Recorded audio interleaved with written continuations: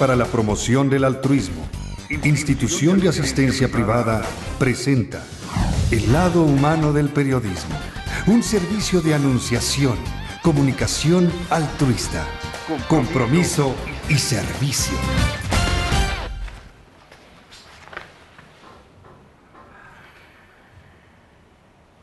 Hola, ¿qué tal? ¿Cómo están todos ustedes? Me da mucho gusto saludarles. Esto es Anunciación TV y vamos a platicar de un tema muy importante para México. Es haber llegado a un punto en el que es necesario que todos nos vayamos poniendo de acuerdo respecto de esto tan grave, el consumo de las sustancias psicoactivas. Se habla de la posibilidad de legalizar o regular el mercado de la droga, específicamente de la marihuana en la República Mexicana, esto como una medida para reducir la violencia. Han muerto 60,000 personas en México a causa de la delincuencia organizada del 2006 al 2012. Esto es gravísimo, es muy doloroso para México. Y bueno, necesitamos ir dando pasos hacia el encuentro con lo más próximo a la verdad hasta que haya una resolución definitiva. El problema aquí es que México tiene una grave crisis de valores y las familias están rotas, prácticamente las familias están rotas, el 60% de los hogares son monoparentales, no hay papá o no hay mamá presentes, los niños y los jóvenes se están alcoholizando, se están drogando, las jovencitas se están embarazando, hay una tremenda promiscuidad en México, no es un país ejemplar, lamentablemente tenemos que decirlo, y a través de un medio que llega a cualquier parte del mundo. La realidad en México es muy distinta a la que se presenta a nivel macroempresarial, donde en congresos internacionales, en congresos financieros, se reúnen banqueros y empresarios de alto rango con sus monopolios a hablar de las cosas que a ellos les interesan. La realidad en México es muy diferente. Tenemos al 80% de la población en pobreza y pobreza extrema. Esto es una cifra reciente que se nos ha dado a conocer y estamos pisando pues tierras movedizas en este país. Si se legaliza el mercado de la droga, se pretende reducir la violencia, pero por otro lado, dado que el consumo de droga está asociado, o más bien la violencia y la delincuencia están asociadas también al consumo de la droga, entonces tal vez de primera instancia parecería que se reduce la violencia, pero por otro lado aumentaría porque habría más delincuencia. Es como el uso del condón. En México y otros países ya se probó que pues estar promoviendo mediante campañas publicitarias el uso del condón, dizque para reducir el SIDA o los embarazos no deseados, lo que ha hecho es aumentar la promiscuidad y también enfermedades asociadas no solamente físicas, sino psicológicas. Entonces, bueno, es un problema a resolver y está con nosotros un súper experto, de verdad que les estoy trayendo a esta mesa de conversaciones a una de las personas que más sabe del tema. No hay nada que se haya hablado en México sobre esta posibilidad que Juan Machín, director del Centro de Cáritas de Formación para la Atención a Farmacodependencias y Situaciones Críticas Asociadas, no haya escuchado, conocido, participado, investigado, verificado. Así que Juan Machín es, yo diría que el número uno hoy en el tema, porque conoce también las experiencias de otros países en esta materia y pues por eso es que estás aquí con nosotros y te agradezco enormemente. Gracias. Pues, muchas gracias, Tere. Pues no creo ser el más experto, pero como tú dices bien, sí hemos tenido oportunidad de estar muy ligados al tema del consumo de sustancias. El Centro Cáritas surge precisamente de la confluencia de organizaciones que les ha interesado el tema, tanto desde la perspectiva de la prevención como del tratamiento. Entonces, por un lado está, por ejemplo, CEJUV, el Centro Juvenil Promoción Integral, que surge en los 80s, muy asociado al tema de los chavos banda, y entonces es una de las organizaciones pioneras en México en el trabajo con jóvenes y que se aboca desde un principio al tema de la prevención. Muy ligado también al CEJUV está Cultura Joven, que es una red de experiencias en Morelos y también se han vuelto una referencia importante en el tema de prevención de adicciones. En el caso de Hogar Integral, pues es una de las organizaciones más antiguas en México que trabaja en el tratamiento de jóvenes que tienen problemas con el consumo de sustancias. Entonces, estas organizaciones plantearon hacer una investigación que nos financió la Unión Europea y después el gobierno alemán y la Cáritas alemana para desarrollar un modelo de prevención y de tratamiento. En el 95 lo desarrollamos, evaluando y analizando, nos dimos cuenta que hacía falta un componente más, que es el de reducción de daños. Y después también, desde el 95, planteábamos la importancia de hacer un tratamiento en la comunidad local. Tú lo planteas muy bien, cuando hablamos del uso problemático de sustancias, pues no podemos pensar que es un problema de las personas aisladas, sino tenemos que pensar en las familias, en las redes sociales, en las comunidades. Y entonces, una de las cosas que hemos visto en el tratamiento del consumo problemático es precisamente que si te enfocas a la persona recae constantemente, ¿no? Porque no es una cuestión, es un síntoma, pues, de malestar y de otras cosas a nivel más amplio. A nivel familia y comunidad, a nivel sociedad. Exacto. También, ¿no? Entonces, lo que tú decías, o sea, nuestros jóvenes, lo que están viviendo hoy, ¿por qué aumenta el consumo? Pues porque no hay trabajos, no hay escuelas, ¿no? La misma sociedad, como bien lo dices, está en crisis, ¿no? Hay una crisis de valores, hay una serie de cuestionamientos donde el tener, el estatus se ve como lo que importa más. Y entonces, bueno, eso genera un caldo de cultivo que hace que el consumo vaya aumentando. Se impone un estilo de vida que no todos quieren. La población rural, por ejemplo, la población rural aspira a terminar secundaria, si acaso, y de inmediato casarse y hacer familia y seguir con las tradiciones del clan. Para ello, el joven necesita un empleo. No se le da trabajo porque tiene 15, 16 años de edad, pero dada su historia de vida familiar, él ya está capacitado porque desde pequeño ha trabajado en el campo, porque desde que pequeño ha ido por agua al río, desde pequeño ha cultivado hortalizas, llevado a pastar a los animales. Es un hombre fuerte, un muchacho de 15 años, quiere casarse, de verdad lo quiere porque es la tradición de su comunidad. Sí, culturalmente es su estilo de vida, sí. y no hay opción para él porque no hay trabajo. Con tal de casarse se mete a la delincuencia organizada para tener dinero para sostener a su familia. Sí, es uno de los factores, claro, sí. Entonces, como te decía, nosotros es un tema que nos interesa mucho. O sea, no es que seamos gente que como Fox, ¿no? Improvisada, que de repente llega y empieza a opinar en un sentido o en otro. Nosotros hemos estado trabajando desde hace muchísimos años en el tema. Me consta, sí. Conozco a Efren Milanese, el asesor de Cáritas alemana que ha venido con ustedes, que ha investigado Roberto Merlo. ¿No? Y que tienen ya documentado el modelo y que han creado una Federación Nacional y Latinoamericana de Comunidades Integrales. Sí. Y una de las cosas que nosotros descubrimos desde la investigación del 95 era esta necesidad de incorporar otras perspectivas. Por ejemplo, el enfoque clásico es la reducción de la oferta, o sea, destruir los cultivos, atacar el tráfico, ¿no? Esa es como la lógica más fuerte a la que se le invierte más recursos.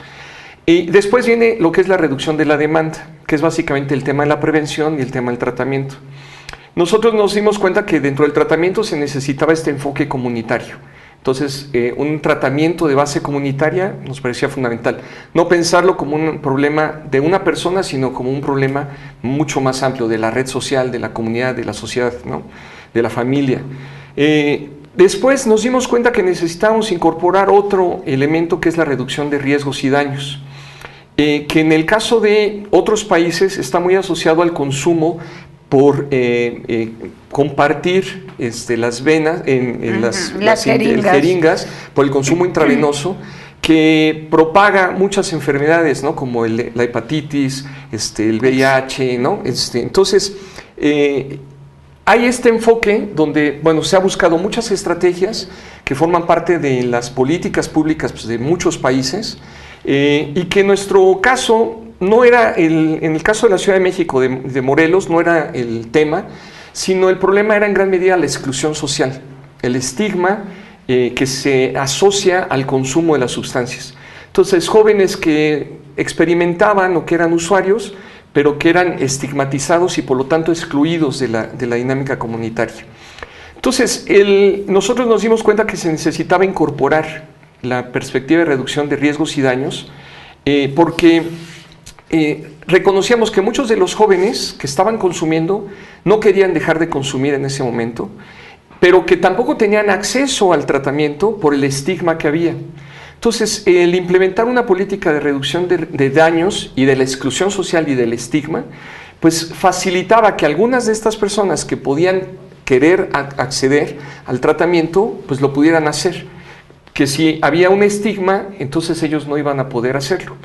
Incluso después ha evolucionado todavía más la propuesta a decir, tenemos que ir ahí donde están. Por ejemplo, hay personas que viven en situación de calle en el centro histórico, donde se puso una carpa ahí en el parque donde estas personas vivían, para que pudieran tener acceso a un café y empezar a tener un tratamiento pues, de reducir los daños. O sea, no dejaban de consumir, pero al menos pues, podían acceder a un café, platicar con alguien y poco a poco crear un vínculo que más adelante quizás ellos quisieran dejar de consumir y entonces hubiera la posibilidad. Entonces, cuando te refieres a que el estigma impide que se acerquen a resolver su problema de consumo, de adicción, ¿quieres decir que pues me autodestruyo? Ya que nadie me quiere, ya que todos me excluyen, pues a todos les da igual que viva o que muera, pues sigo consumiendo y me muero, ¿no? Y además mi confianza o me siento yo como, incluso yo puedo asumir esa imagen negativa.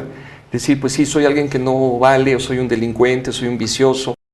Y entonces a un tratamiento, no lo veo como un problema que tengo de salud, sino lo veo como un problema de rechazo, ¿no? Y entonces, pues no tengo como la confianza de acudir. Entonces, nosotros nos dimos cuenta que teníamos que empezar a trabajar también el tema de las políticas públicas.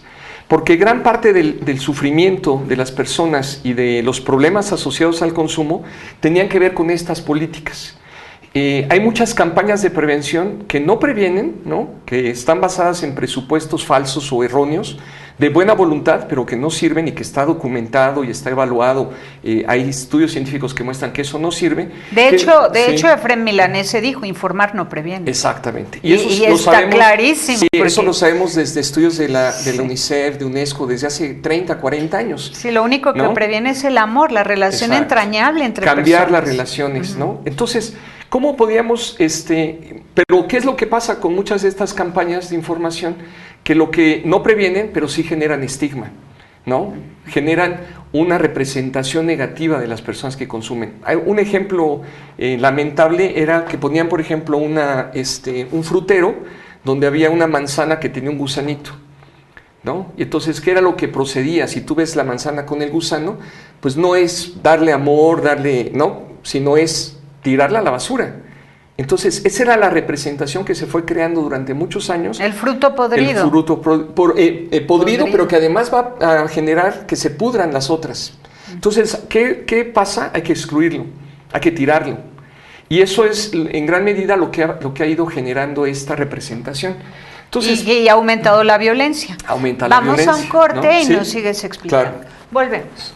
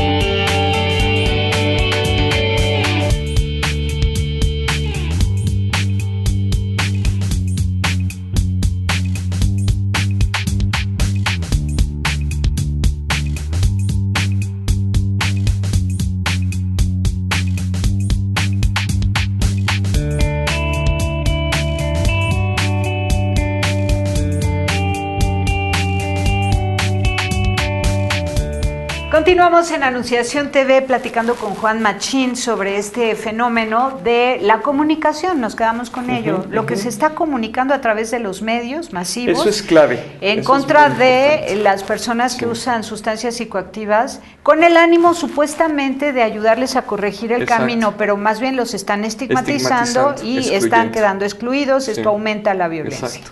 Y también en ese sentido, por ejemplo, otro de los errores de política es precisamente este enfoque tan fuerte al tema de la represión, al tema de la criminalización. Entonces, lo que ha generado eso, hay como muchos daños colaterales y muchos daños o muchos efectos no deseados, pero que ahí están y que en el fondo pues generan mucho más daño a veces que las mismas drogas. Por ejemplo, acabamos de tener un caso que es paradigmático, ¿no? De esta maestra de Veracruz que quería ir a Brasil, ¿no? A la jornada mundial de la juventud, ¿no? Que por alguna razón tiene que regresar y que las maletas le acusan de que trae drogas, ¿no? Gracias a que su comunidad, ¿no? Se movió y logró, ¿no? Parar eso, si no ella estaría presa años, sin tener nada de culpa en ningún sentido. ¿Y cuántos casos hay así? O sea, ella tuvo la fortuna de que hubiera gente que la respaldara. Y la respaldó y se generó una presión social que la liberó. Hace poco también un caso de una persona que pasaba en la frontera y lo mismo, o sea, le habían puesto un paquete de drogas, ¿no? Estacionada ella en algún lugar, entonces simplemente la usaban para que ella ni siquiera sabía, la detienen, ¿no? Y logra pues demostrar, porque hay un video donde se ve que pues le ponen la droga que ya no tiene nada que ver, entonces, pero ¿cuántos casos son así? Y aún en algunos casos donde la persona sí lo lleva, pero es posible que no sepa lo que lleva. Sí, claro. ¿No? Nosotros tenemos el caso de una IAP que saca a los indígenas de las cárceles de la Ciudad de México y muchos de ellos están presos porque alguien les dijo, oye, lleva este paquetito, por favor, a mi compadre. Exacto. Sí, caray, entonces, qué barbaridad. Las cárceles están llenas de personas que están en esos casos. O sea, los grandes criminales, muchos de ellos están sueltos, pero los llamados mulas o las llamadas mulas están en la cárcel, muchísimas. Incluso sirven a veces como distractor, o sea, estamos deteniendo aquí, ¿no? A esta persona, mientras por allá están pasando, ¿no? Y eso pues ha generado la corrupción, la colusión de las autoridades, etcétera. Entonces, ese es un efecto no deseado, o sea, de muchísima gente que está presa, ¿no? Incluso de forma inocente, y aun cuando fueran culpables, muchos de ellos, otro de los efectos indeseados es de que, como no ha resultado esta política, lo que se ha buscado es entonces ir intensificando o ir aumentando las penas. Y entonces hemos llegado a un régimen jurídico donde hay una desproporcionalidad, donde por homicidio tú purgas menos años que por tráfico. Entonces, hay un artículo de la revista Defensor de la Comisión de Derechos Humanos del DF del diciembre del año pasado, donde habla de la desproporcionalidad precisamente de las penas, ¿no? Entonces, o los campesinos pobres, ¿no? Nuevamente que siembran y que son sobre los que se van. Entonces, todos esos elementos pues son efectos no deseados. Por ejemplo, otro efecto no deseado sería el caso de estos jóvenes que platicaba, que aspiran a casarse a muy temprana edad y que ven que empiezan a llegar los sicarios de otras ciudades, de otros lugares, incluso a lo mejor de otros países, a invadir su pueblito, un pueblito de tradiciones, de cultura, de fe, y entonces los amenazan, o te pones tú las pilas para administrar el mercado de la droga en tu pueblo, o invado tu pueblo y mato a tu gente.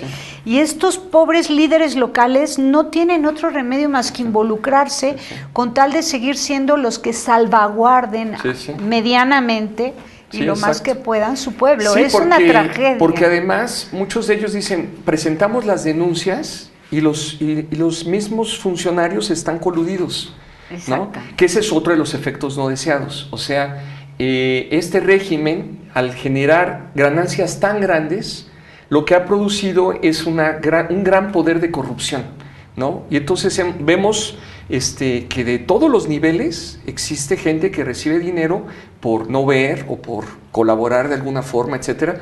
Y por otro lado, se ha generado pues, un monstruo que, como tú bien señalas, no se va a acabar ahora porque se legalice o se regule, porque ya está ahí, es un monstruo que se ha generado por esta política, que fue un efecto no deseado, pero que lo ha generado esa política. El ejemplo clásico pues, fue la ley seca en Estados Unidos, que era contra el alcoholismo, no acabó con el alcoholismo, pero sí generó las mafias, que cuando se regula nuevamente el alcohol, se legaliza nuevamente, pues ellos buscan otros mercados. Es cierto, si ahora se regularan los mercados de drogas, ¿no? El de marihuana y los demás, pero empezando por el de marihuana seguramente, no va a haber un efecto tan directo sobre eso porque ya está ahí el monstruo, pero que lo ha creado este sistema, ¿no? Esta propuesta prohibicionista ha generado eso. Ahora, el consumo, ¿quién lo ha generado? Porque la venta ya nos la has explicado, imaginamos el terror de todo ese fenómeno, esa mafia tan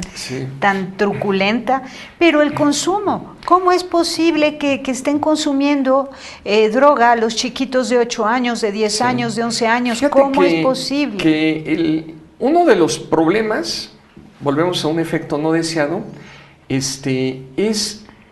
bueno, primero es que es muy importante señalar que México, a pesar de que sí hay un consumo importante, en realidad es muy marginal comparado con otros países. Sí, lo publicamos en el periódico de Somos Hermanos, de la edición de este mes de julio 2013, y la verdad llama la atención que el consumo de droga aumentó del 2002 al 2008 de 0.8 a 1.4 apenas. Es muy poco. Y luego ¿no? en marihuana, del 2008 al 2011, de 1 a 1.2%. Exacto. Entonces, si tú ves esos datos, comparados con otros comparados países, con Estados Unidos, ¿no? Comparado con Europa, somos muy poco consumidores. O sea, realmente lo que tú dices es cierto. Las familias se han ido fragmentando. Pero de todas formas, la familia mexicana, la cultura mexicana es tan fuerte que lo raro no es que consuman el 4%, el 2% según la droga, etcétera, sino lo raro es que no consuman todos, ¿no? Porque imagínate, yo tengo 2 hijas, ¿no? Y viven en Cuernavaca. Donde yo iba por ellas para un centro comercial donde están los cines, ¿no? Donde se reúnen con sus amigos, que de repente ven que amanecen 3 personas colgadas enfrente de ese centro comercial, que escuchan en la noticia a los 3, 4 días de que en el libramiento, ¿no? Que va de ese centro comercial a su casa, aparecen bolsas con pedazos de personas, ¿no? Donde yo, por ejemplo, como papá, no los dejo salir a ningún lado y estoy todo el tiempo, la regaño si no se reportan, ¿no? Ellas están viviendo una situación, mis hijas, de muchísimo miedo, de muchísima inseguridad, ¿no? Sí. Por otro lado, lo que tú dices, muchos de estos jóvenes que de repente llega un delincuente, ¿no? Que no encuentra el trabajo, que no tiene escuela, pero que ve que el delincuente gana 5, 10, 15 mil pesos a la semana, ¿no? Y que él, por más que trabaje o que sus familiares lleven años trabajando y que no van a salir de la pobreza, pues dicen, pues mejor vivir bien unos años, pero salir de aquí. O sea, todo eso va generando un caldo de cultivo impresionante para que consuman. Pero ahora, ¿no? ¿A quién le venden si hay pocos consumidores? ¿Por qué es tan pesado y tan poderoso Estados Unidos, la gente que vende? Europa. O sea, en realidad, gran parte del negocio, que es otra vez paradójico, no está aquí en México. Aquí ha aumentado el consumo, ¿no? Y por diferentes razones. Pero en realidad, pues, el gran mercado está allá y las grandes ganancias están allá, ¿no? Pero son mexicanos los que venden hacia allá.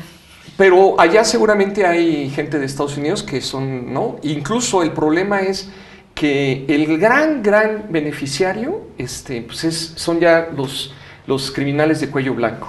Bueno, ¿no? Pero de todas formas me interesa lo que está pasando en México, sobre todo en zonas rurales o urbanas marginadas. Entonces, por ejemplo, ahí sí hay un aumento del consumo, pero de todas formas, por muchas razones, el consumo es marginal.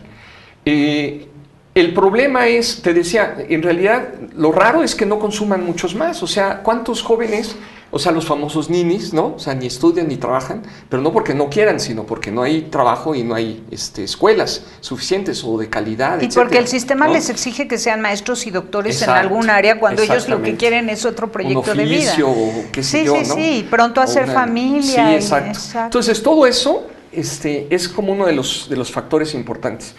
Pero volvemos a lo mismo. Si el 80 y tantos, 90 y tantos % del recurso federal para atender el problema de las drogas está orientado a la represión, a la criminalización, y solamente un porcentaje muy pequeño a la prevención y al tratamiento, también es lógico que el consumo aumente, ¿no? O sea, cuando se debería estar invirtiendo en prevención, en una prevención real, no en campañas de di no a las drogas, la droga te mata, la droga es mala, que eso no sirve para nada, ¿no? Sino campañas reales, orientado, no campañas, sino programas reales que funcionen, que sean evaluados, etcétera. Es que las campañas deben ser convocatorias, más bien, Exacto. engancharse, integrarse Debe a un ser una camino de parte vida feliz. ¿no? Pero no puede quedarse ahí. No.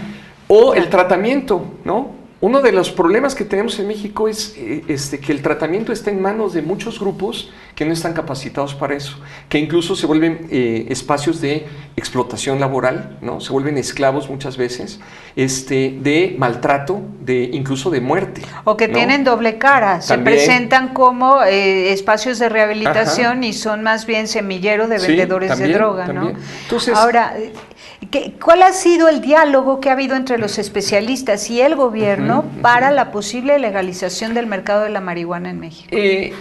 Hay mucho y cada vez hay más espacios. Nosotros empezamos a debatir la necesidad, no necesariamente de la regulación o la legalización de las drogas, sino nosotros en un principio empezamos a decir, se necesita cambiar la lógica de guerra a las drogas, ¿no? A una política integral. De prevención. De prevención, de tratamiento, de reducción de daños, ¿no? Y de control también, o sea, en última instancia de descriminalización, ¿no? Entonces, es una política integral.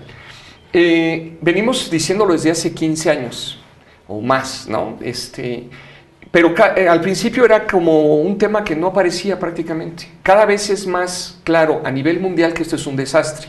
Y los últimos años que nosotros hemos tenido aquí en México, donde son decenas de miles de muertos, de desaparecidos, de familias, de comunidades destrozadas, de desplazados, ¿no?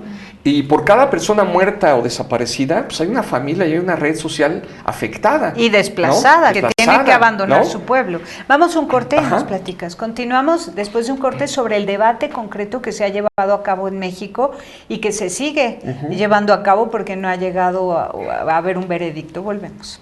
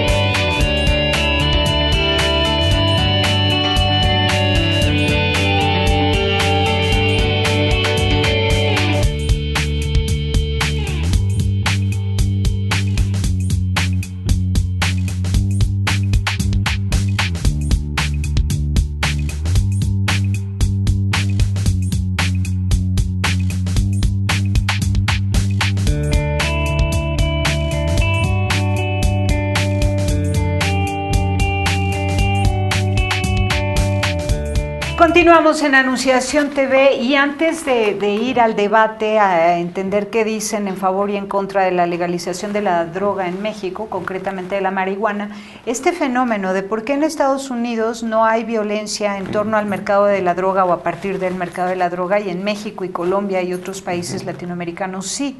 Porque además hay violencia en pueblos donde no hay mucho consumo. Y entonces dices, bueno, ¿y por qué? Es ya una lucha de poder de otro tipo y no necesariamente de mercado para la venta de droga, ¿o qué pasa? Sí, yo creo que es un estado que se ha ido creando dentro de nuestro estado. O sea, se han vuelto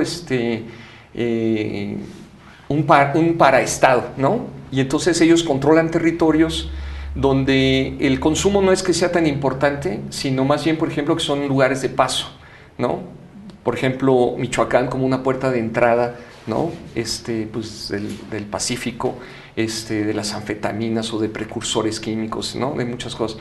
O pues el tráfico hacia Estados Unidos en la frontera. O sea, gran parte de nuestra problemática de violencia pues, está muy focalizada pues, en puntos que son de tráfico, de paso, ¿no? Pero como bien lo dices, el problema en México del consumo es pequeño en realidad. Por ejemplo, en Morelos el consumo es alto y por eso hay violencia, o porque tampoco es de paso. No, sí es de paso. Pero lo que pasa es que es lucha de poderes. Sí, es muy complejo. Y bueno, mucho de esto no es que sea como que exista la información ahí, ¿no? Tienes que ir rastreando muchas cosas. En el caso de Morelos, mucho tiempo se habló de que había colusión, o se ha hablado de que hay una colusión muy fuerte entre gobiernos, ¿no? Gobernadores incluso, y diferentes grupos, ¿no? Incluso se hablaba de que ahí había como treguas, incluso se reunían, discutían. Morelos, a pesar de lo pequeño que es, sin embargo, es un estado pues, que es clave porque está junto a la Ciudad de México y además es lo que conecta a la Ciudad de México y Guerrero. Entonces, de muchos sentidos, ¿no? El consumo no es importante, pero hay otros aspectos estratégicos que se juegan ahí en Morelos. Qué bárbaro, o sea, es el afán de poder, qué barbaridad, la soberbia al máximo. Sí. Y en Estados Unidos no se da el fenómeno de la violencia y hay mayor consumo de droga. Sí. ¿Es legal ahí el consumo de droga? Es legal. Bueno, cuando hablamos de las drogas y las sustancias psicoactivas, tenemos que darnos cuenta que, primero que han existido siempre, ¿no? Que muchas son legales y otras no, que muchas de la definición de la legalidad o no tiene un criterio muy claro de por qué sí una y por qué no otra. Muchas han estado prohibidas en algún momento en algún lugar. Por ejemplo, el mate, ¿no? Que es inconcebible hoy en día el que el mate se prohibiera, por ejemplo, en Argentina, en Uruguay, Paraguay, Brasil, ciertas zonas, y estuvo prohibido, ¿no? O el alcohol, ¿no? Que estuvo prohibido en Estados Unidos, o el café, ¿no? Todas ellas son sustancias psicoactivas que en algún momento, por algunas razones, se prohíben y se hace un marco jurídico que prohíbe su producción, su consumo, su tráfico, etc.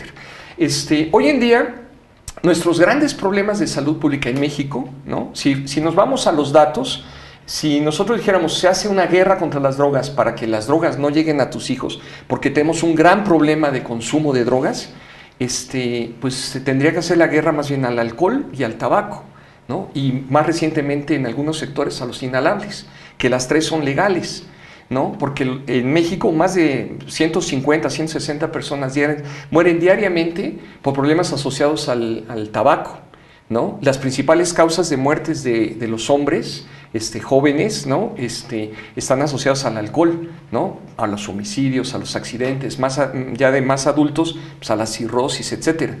Entonces, el tema es, ¿por qué no se vuelven ilegales? Porque eso no funciona. Sin embargo, históricamente en algún momento se decidió que algunas sí había que prohibirlas y se generó este régimen que en realidad está en crisis y por eso ahorita el debate está en todos lados. Hoy mismo están debatiendo en Uruguay, ¿no? La Cámara de Diputados está debatiendo si el Estado, ¿no? Si el gobierno de Uruguay va a producir, a comercializar, va a tener el control de la marihuana. ¿no? Es un país completo que está decidiendo si ellos tienen una regulación de parte del Estado del tema de la marihuana. ¿Y en México funcionaría algo así? Porque no creo que los narcotraficantes les suelten el mercado al gobierno. Yo creo que en este momento no, pero yo creo que va a ser inevitable. Estados Unidos mismo, que es el gran impulsor de la política prohibicionista, en particular de la marihuana, está viviendo una crisis interna muy grande porque ya casi 20 estados han decretado y consideran ya la producción de la marihuana con usos medicinales como legal, ¿no? Ya hay todo un aparato legislativo, etcétera, que lo permite. 2 estados incluso para el uso recreativo. Y es una tendencia que va a aumentar, o sea, muy probablemente pronto California, otros estados sigan esos pasos. Pero con límite en la venta, es más controlada como por receta médica o algo así. Hay toda una serie de fórmulas, ¿no? Yo creo que en el caso y hay ya experiencias históricas, como por ejemplo el autocultivo, ¿no? O sea, que tú no cultivas para venta, sino para tu consumo personal. Los coffee shops, los clubes sociales, la venta regulada, ¿no? Por ejemplo, en el caso de la medicina medicinal, pues es con receta y es en una farmacia, ¿no? Entonces, toda esa parte, hay muchos mecanismos, ¿no? Es muy importante porque sí, cuando se habla de la legalización se piensa que es como que se va a liberalizar y que entonces la disponibilidad va a ser absoluta. Actualmente, con el régimen de prohibición, la disponibilidad es prácticamente absoluta. O sea, no hay ningún control. Claro, ¿no? Todo es subterráneo, pero todo se hace. Y además hay una serie de intereses que hace que, por ejemplo, en el caso de la marihuana no es tan problemático, pero en el caso de las drogas químicas sí es un gran problema porque la gente no sabe qué está consumiendo.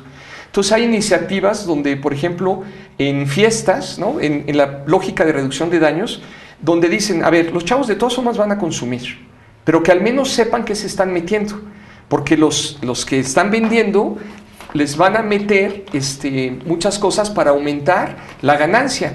Entonces puede ser que la sustancia psicoactiva sea un porcentaje muy pequeño y le metan quién sabe qué cosas. Y entonces el adolescente o el joven que consume eso, pues tiene problemas de sobredosis o de intoxicaciones, etcétera. Entonces ahí la idea es, bueno, ¿cómo se puede regular eso? ¿No? Porque la disponibilidad ahí está.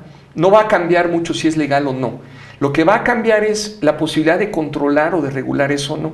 Lo que tú dices, en el caso de México, una de las críticas que se hace y que es real, la OE acaba de encargar un estudio donde dice cuáles son los posibles escenarios, ¿no? Que vale la pena que todos los leamos con calma porque es muy objetivo. Ahí participó, por ejemplo, Efren, es uno de los consultores de los que produjo ese documento.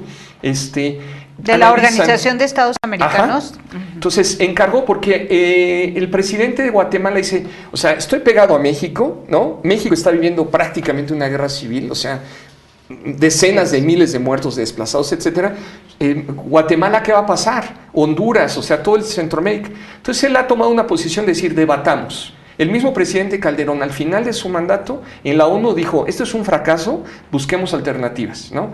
Y cada vez es más claro y cada vez hay más voces diciendo, se necesita buscar alternativas. El presidente de Colombia, ¿no? También, el presidente de Uruguay. Entonces, a ver, es un desastre, hemos creado un monstruo, busquemos alternativas. O sea, no podemos ya seguir como con la inercia de que esto es lo que hemos hecho y tenemos que seguirlo haciendo. Pero como bien decías, en México no es posible nada más de un día para otro crear, ¿no? Porque no hay una cultura en relación con esto.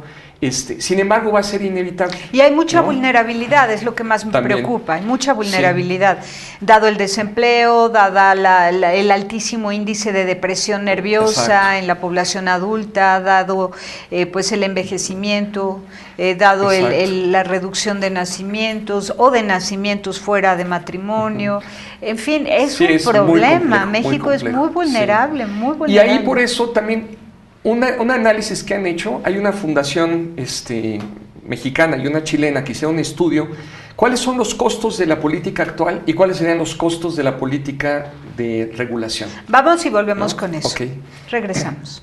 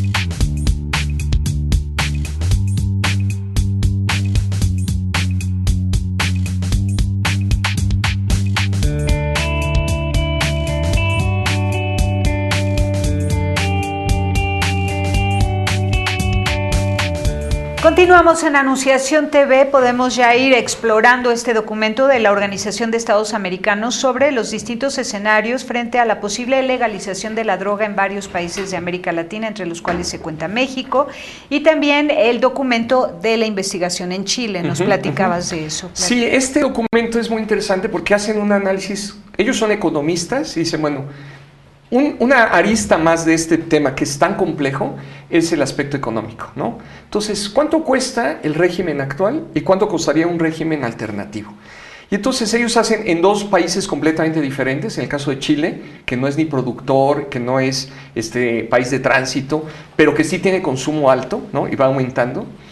Y México, que no es el consumo tan alto, pero que sí es un país productor y también un país con un tráfico importante. La conclusión a la que ellos llegan con cifras y análisis muy precisos que se puede incluso se puede bajar de sus páginas, se pueden bajar las bases de datos. ¿Del gobierno de Chile? No, es de una fundación que se llama Chile 21. Y aquí en México era una que se llama CIREM, que es una consultora. Entonces, tú puedes bajar las bases de datos, analizar sus datos, es completamente transparente, sus hipótesis y todo. A la conclusión a la que ellos llegan es de que es más costoso, ¿no? A pesar de los costos que puede aumentar de muchas formas la regulación, es más costoso el régimen actual que un régimen alternativo. Una de las cosas que nosotros decimos, además pensando en el tema de los costos y analizando sus datos, es que sí, es más barato, que eso es importante, pero además gran parte de esos costos actuales se habría una transferencia de la lógica de represión, de criminalización, a la lógica de prevención, de tratamiento y reducción de daños. O sea, ¿por qué tenemos centros, esta cantidad de centros donde incluso se puede morir alguien por los golpes o por el maltrato? Porque el gobierno no tiene la capacidad de atender y de regular a todos ellos. No los cierra porque no hay una respuesta de parte del gobierno. Los centros de integración juvenil no son suficientes. Además, ellos tienen muy poca capacidad de tratamiento. Ellos están más orientados al tema de la prevención. Entonces... y había otra, ¿no? Los Nueva Vida. Toda la red de centros Nueva Vida. Que es una apuesta interesante que se necesita fortalecer, pero también se necesita profesionalizar a todas estas comunidades y a todos estos grupos de autoayuda.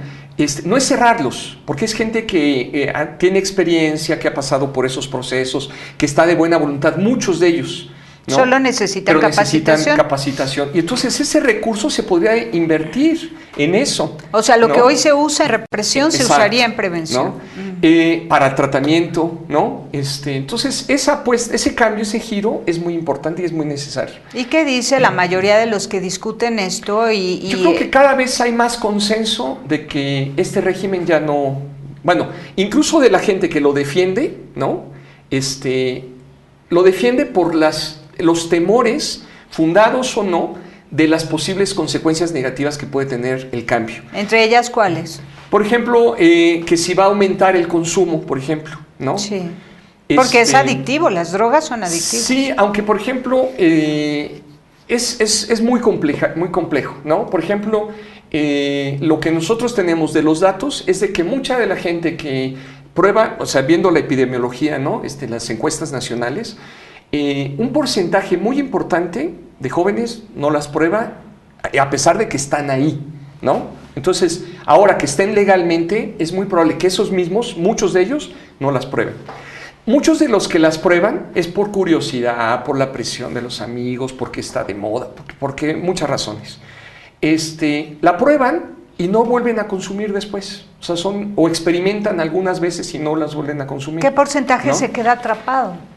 Va siendo cada vez más pequeño. O sea, por ejemplo, lo que tú decías, un dato, pues no sé, menos del 2% consumen alguna vez en su vida marihuana. Cuando preguntas en el último año, pues baja a un 30%, una cosa así. Cuando le preguntas en el último mes, todavía ese porcentaje se reduce aún más, ¿no? Y el que sea en el último mes no quiere decir que ya necesariamente tenga una dependencia a la sustancia. Ahora, ¿cómo habría que presentar en el caso de que se autorizara el mensaje socialmente? Porque ya ves, se autoriza el aborto y la representación que queda en la mente de la gente es la vida no vale la pena. En verdad, cuando ya se permite el aborto, ya quiere decir que el ser humano no vale un cacahuate, ¿no? Ahora, cuando dice se permite el consumo de droga de manera legal, ¿qué representación mental quedaría en la gente? Yo creo que es un tema, lo dices muy bien, es una representación que tenemos que ir modificando. Por ejemplo, ¿por qué no es un problema el consumo con el alcohol? ¿No? ¿Por qué es legal y por qué hay una representación de que es socialmente aceptado? Y es lamentable porque es tristísimo ver a la gente querida pues totalmente sí, pero si vemos deteriorada. ¿Cuántas personas tienen realmente un problema de alcoholismo? ¿No? O sea, yo, por ejemplo, todos los días, ¿no? Tomo una copa de vino en la cena.